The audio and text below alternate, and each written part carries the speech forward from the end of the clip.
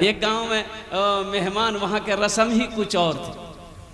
एक नौजवान जब वो गांव में पहुंचा, उसको वहां के रस्म के बारे में पता नहीं था। और रस्म क्या था, खाने के साथ एगो डंडा भी आता था। अब दस्तरखान, खाने का टाइम हुआ, दस्तरखान भी जा, पानी आया, सब आया। और जब खाने का थाल आया तो देखा कि बड़ी सी लट्ठी जो है, मजबूत लट्ठी भी आई, वहीं ला के रख दिया बगल में। तो नौजवान पूछा, मेहमान पूछा वो लड़का जो खाना लाएगा, बाबू ये लाठी के आन लो जो। बोले ने इकरो काम खावे के बाद है तो तो मेहमान खाना खाएगा। पसीना छूट गया उसका। बोला नहीं बाबू पहले बोलो इसका क्या काम है। बोला नहीं हमको पता नहीं है। हमको भी, वो लड़का बोला कि हमको भी पता नहीं है, ये हमारे गांव का रस्म है, लेकिन इतना पता जरूर है कि इसका काम खाने के बाद होता। बोला कि नहीं बाबू भूख खत्म भाग लगा जगह। मेहमान खाना खाया कि नहीं है, लास्ट में मैं बताने की कोशिश करूंगी। हदीसों के अंदर में आता है अल्लाह के नबी ने पूरी जिंदगी कभी पेट भरकर खाना नहीं खाया। अल्लाह, कभी पेट भरकर खाना नहीं खाया। आज तो आलम यह है, अल्लाह अकबर कबीरा। हदीस किताबों के अंदर में उलमा फरमाते हैं अल्लाह के नबी के खाने के 3 हिस्से करो। क्या हिस्से करो बोलिए? 3 हिस्से। एक हिस्सा खाना, एक हिस्सा पानी के लिए छोड़ो, एक हिस्सा हवा के लिए छोड़ो। यहाँ होता क्या, तीनों हिस्सा फुल। बोले पानी कहाँ जीते? बोले पानी यहाँ तक। तो बताइए बदहजमी नहीं होगी तो क्या होगी? गैस्ट्रिक की बीमारी नहीं होगी तो क्या होगी? पेट खराब नहीं होगा तो क्या होगा? नबी की सुन्नत को छोड़कर काम करोगे, कामयाबी नहीं मिलेगी। एक शादी में गए और देखा टेबल कुर्सी पे बैठ के खाना खाया जा रहा था। एक नौजवान बड़ा हट्टा कट्टा बैठा खा रहा था। इधर एक मौलाना अशरफ साहब थे, दामद बरकत, वो भी बैठे थे, इधर मैं बैठा था। 4 आदमी बैठ के टेबल पे खाना खा रहे थे। उस नौजवान ने बिरयानी लगाने वालों का पसीना छोड़ा दिया। इतनी बोटियां खाया, ये निकालो ये निकालो, दूसरी बोटी लियो, वो लियो ये लियो, इतनी हड्डियां जमा कर दिया गया। हम लोग महुए हैरत हुए, बाबू जा कहाँ रहा? जो खा रहा है तो जा कहाँ रहा? तो लास्ट में वो हाथ रोक दिया। तो मौलाना अशरफ साहब ने कहा कि बाबू और ले लो। बोला नहीं हजरत तबीयत अलील है मेरी। तबीयत अलील में ये आलम है। अगर तबीयत अच्छी हो, ऐसा अगर का आदमी अगर 5 गो शादी में पहुंच जाए तो शादी तो ऐसी ही हो जाएगी। अल्लाह के नबी के इस मेहमान का क्या हुआ, कैसी खिदमत करी, और कुर्बान जाओ। मैं लास्ट में बताने की कोशिश करूंगा इंशाल्लाह। एक बादशाह है, उन्होंने कहा कि दरबारियों से कहा, मजमे से कहा कि जो मेरे सवालों का जवाब दे देगा हम उसे इनाम देंगे, जो मेरे सवालों का सही जवाब नहीं देगा हम उसका। बादशाह खड़ा है, बोला भाई सवाल का जवाब देगा, कौन देने के लिए तैयार है? मुंह मांगा इनाम देंगे, मुंह मांगा इनाम देंगे। बोलो मेरे सवालों का जवाब कौन देगा? कोई तैयार नहीं हुआ। लोग आपस में बात करने लगा कि बादशाह का दिमाग ठीक नहीं चले, छिटकोपड़ी बादशाह जी, उल्टा पुल्टा सवाल करेगा, जवाब सही नहीं होगा, जान मरवा देगा, जिंदगी बच जाएगी, दिल्ली खट के खा लेगा। एक नौजवान खड़ा हुआ, बड़ा चतुर नौजवान था, हाथ उठाया, बोला कि हम देंगे। बोला सोच लो। बोला सोच लो जी, बोलो तो बादशाह ने कहा कि मेरा पहला सवाल, मेरी हथेली में बाल क्यों नहीं है? बोला कैसा आदमी हो? अरे ये सवाल है कि मेरे सर में बाल क्यों नहीं है, हम टकला का है, ये सवाल बनता है, हथेली में कहीं बाल होता है? ये नौजवान बोला कि हुजूर दरअसल बात यही है कि आप दानी बहुत हैं,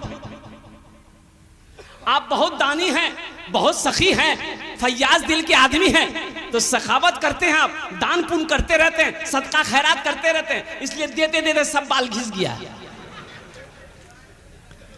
बादशाह देता कुछ नहीं था, बड़ा खुश हुआ, बोला बड़ा अच्छा आदमी है, इनाम दे दिया। बोला कि ठीक है, मेरा दूसरा सवाल, मेरा दान पुण्य सदका खैरात करते करते मेरे हथेली के बाल घिस गए, मेरा दूसरा सवाल, तुम्हारी हथेली में बाल क्यों नहीं? बोले बाप फंसी गलोच क्या, तुम्हारी हथेली में बाल क्यों नहीं है? तो नौजवान फिर जवाब दिया कि हुजूर दरअसल बात यही है कि आप जो कुछ भी देते हैं हम ही को देते हैं, इसलिए आपका देते देते घिस गया, मेरा लेते लेते घिस गया। बोला देता कुछ नहीं था। बोला बहुत अच्छा जवाब दिल को, इनाम था, इनाम था। फिर इनाम दिया। अब तीसरा सवाल मेरा ये है कि ठीक है मेरा देते देते घिस गया, तुम्हारा लेते लेते घिस गया, ये जो हजारों का मजमा जमा है इनकी हथेली में बाल क्यों नहीं है? अब ये तीसरा सवाल लास्ट में हम बताने की कोशिश करेंगे। आप अपने ज़हन को हाजिर रखेंगे, इंशाअल्लाह एक वादा करो और दुआ की कबूलियत की। ये इस मजलिस में इंशाअल्लाह जो भी दुआ होगी वो कबूल होगी। अल्लाह ने कुरान में इरशाद फरमाया, उदऊनी अस्तजिब लकुम, मेरा बंदा तुम मुझे पुकारो मैं तेरी दुआ को कबूल करूंगा। मेरा बंदा तुम मुझसे मांगो मैं तेरी झोलियों को रहमतों से बरकतों से भर दूंगा। अल्लाह के सिवा दुआ कबूल करने वाला कोई नहीं, बेशक मेरे रब के सिवा दुआ को कबूल करने वाला कोई नहीं। और मेरा रब कहता है कि तुम दुआ करो हम तुम्हारी दुआ को कबूल करेंगे।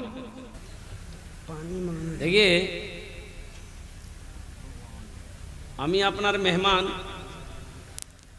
भाई, हम जो बोलेंगे इंशाल्लाह आप करेंगे, इंशाल्लाह करेंगे, और जो मांगेंगे देंगे। यही मांगो बोले न सब कुछ मांगा ठीक है लेकिन पैसा नहीं दो। मैं जानता हूँ ये सखी लोग बैठे हैं, लेकिन मेहमानी ज़्यादा से ज़्यादा 3 दिन। किसी के यहाँ जाओ ज़्यादा से ज़्यादा बोलो। हाँ, एक आदमी बकरी लेके बाज़ार गया, ख़रीदार आया, बोला कि भाई बेचेंगे, बोला बेचने के लिए। बोले कितनी कीमत? बोला बस सस्ते मिल जाएगी, 500 रुपये हम दे देंगे, लेकिन एक शर्त है, इस बकरी से मैं बहुत मोहब्बत करता हूँ, बहुत प्यार करता हूँ। जो भी इस बकरी को खरीद कर लेकर जाएगा हम रोज़ाना उसके घर आएंगे, एक झलक खाली बकरी को देखेंगे। जो खरीदार था वो माथा खुजाया, बोला कि लगे स्क्रू पे ढीला चाहिए। अब मेरा घर कहाँ है, इतना 10 किलोमीटर दूर है, ये रोज़ाना मेरे घर आएगा कैसे? हो सकता है 1-2 दिन जज्बा में, शौक़ में 1-2 दिन आएगा, थक जाएगा, आना बंद हो जाएगा।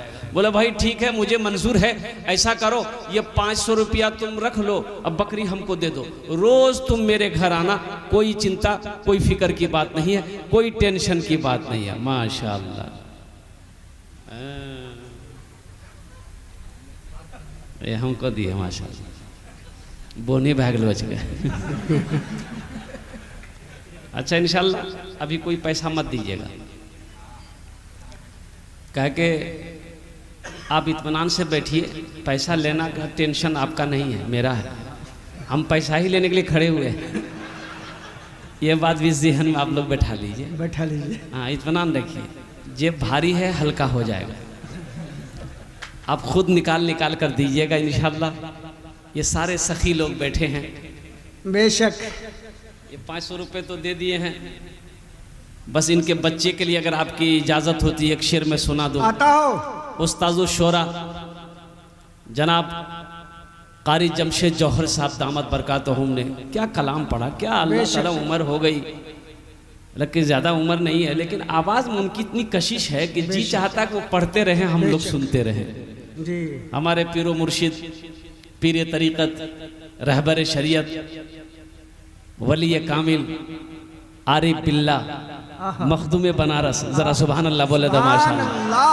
मखदूम बनारस हजरत अल्लाह मौलाना अहमद नसर बनारसी मद्दज़िल्लहुल आली दामद बरकातहुमुल कुदसिया की ज़ात तशरीफ़ फरमा, जिनकी दुआ होगी। बहुत बड़े अल्लाह वाले, बेशक बहुत बड़े अल्लाह वाले हैं, बेशक।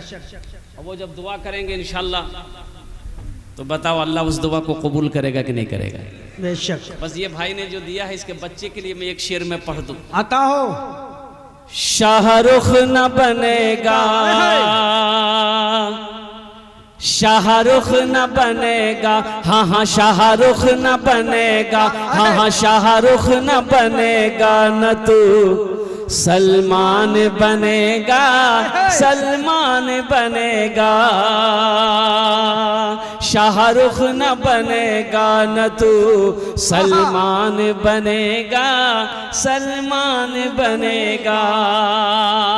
शाहरुख न बनेगा, न तू शाहरुख न बनेगा, न तू सलमान बनेगा। ये बच्चा मेरा, सब बच्चा मेरा, ये बच्चा मेरा हाफिज कुरान बनेगा, कुरान बनेगा। ये बच्चा मेरा हाफिज़े कुरान बनेगा, कुरान बनेगा।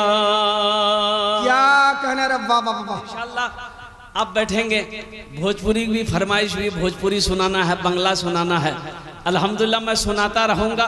बस ये शख्स 500 रुपए दिया, बकरी लेके घर आया, बीवी पूछी कितने में लिए, बोले सस्ते में मिल गई, चिंता ना करो। एक था वो बेवकूफ आदमी, 500 रुपए में बकरी दे दिया। बोला इतना महंगा बकरी 500 टका में किरण दाद रखो थोड़ा। बोला वो कह रहा था कि इस बकरी से हम बहुत मोहब्बत करते हैं, रोजाना हम आपके घर पे आएंगे। तो फुदकी की माँ तुम जरा बताओ, ये 10 किलोमीटर रोजाना पैदल वो मेरे घर पे कैसे आएगा? 1-2 दिन आएगा, थक जाएगा, आना बंद हो जाएगा। तो उसकी बीवी बोली तू बहुत चालाक जगह की। बोले चालाक है, जब भी तो 500 रुपए बकरी लिए। ठीक वो बकरी वाला सुबह नाम पूछकर घर पहुंच गया। भाई मेहमान आएगा, सुबह सुबह नाश्ता हल्का फुल्का, नमकीन दिया, सेब दिया, बिस्किट दिया, खाया, चाय पिया, बैठा है, जा ही नहीं रहा है, बात कर रहा है, जा ही नहीं रहा है। ये इंतजार में कि कब जाए हम नाश्ता करें। 9 बज गया तो बीवी से बोला कि लगे जगह रोटियों खाएगी जी, तो रोटियों खिला दे। रोटी खाया, चला गया। जब 5 दिन हो गया तो उसकी बीवी बोली कि कौन बकरी खरीद के लाए? ये रोज रोज हम इतनी रोटी नहीं बना पाएंगे। 1-2 रोटी नहीं खाता, 10-10 रोटी खाता। ओकरा मना करी दो, काल से नहीं थे। पर अल्लाह के बंदी कैसे मना करें, भला मेहमान को मना किया जाएगा? बोला नहीं नहीं। 1 हफ्ता हो गया, उसकी बीवी बोली अब हमसे बर्दाश्त नहीं होगा, उसको मना करो या वो तो आना बंद कर दिया तो हम चले मैके। बोला अच्छा टेंशन ना लो, एक आइडिया मेरे दिमाग में है। बोला क्या आइडिया? तो शौहर बोला आइडिया ये है कि कल सुबह बकरी ले जाकर पड़ोसी के घर में बांध देंगे, हम दोनों बैठकर रोएंगे। आने वाला पूछेगा क्या हुआ, हम लोग बोलेंगे भैया हादसा हो गया, जो बकरी खरीदे थे ना वो बकरी मर गई। और जब बकरी मर गई तो कहा आएगा? दोनों बैठा रो रहा, आने वाला पूछा क्या हुआ, बोला हादसा हो गया, जो बकरी खरीदे थे बकरी मर गई। बोला हाँ। वहीं चारपाई थी, बेचारा बैठ गया। बीवी से बोला जल्दी नाश्ता बना खिला दो। बीवी उसकी जल्दी रोटी बनाई, जल्दी से नाश्ता खिला दी, और नाश्ता खाया, पानी पिया, वहीं चारपाई में फिर लेट गया। दोपहर का टाइम हो गया तो उसकी बीवी बोली पहले नाश्ता खा के चला जाता था, अब बकरी का मरने का नाम सुना है, तब दोपहर का भी लगता खाना खिलाना होगा। बोला ज्यादा शॉर्ट लगलो जी, लगता खाना खा के चले, खाना खिला दो। खाना खाया, फिर चारपाई पकड़ ले, रात हो गई। उसकी बीवी बोली पहले 1 टाइम खिलाना पड़ता था, अब 3 टाइम खिलाना पड़ रहा है, ये कौन बकरी खरीदे आप? बोला अल्लाह बंदी सुबह चला जाएगा, चिंता ना करो। सुबह नाश्ता खाया, फिर चारपाई पकड़ लिया। ये बेचारे करीब गए, मजबूर होकर बोले कि भाई एक बात बोले। बोला बोलो। बोले कि तू घर नहीं थे वो? तो बोला बकरी वाला बोला कि अल्लाह का बंदा हम तो तुमको पहले ही बोले थे, इस बकरी से हम बहुत प्यार करते हैं, बहुत मोहब्बत करते हैं, लेकिन जब से तुम बोले हो वो बकरी मर गई है तब हम फैसला कर चुके, कब चलिस्मा करके ही यहाँ जाएंगे। बोला भैया बकरी नहीं मर लो, जे बकरी जिंदा आ जाएगा। 500 रुपया दीजिए, बकरी लेकर जाइए। अल्लाह के नबी जनाब मोहम्मद रसूलुल्लाह सल्लल्लाहु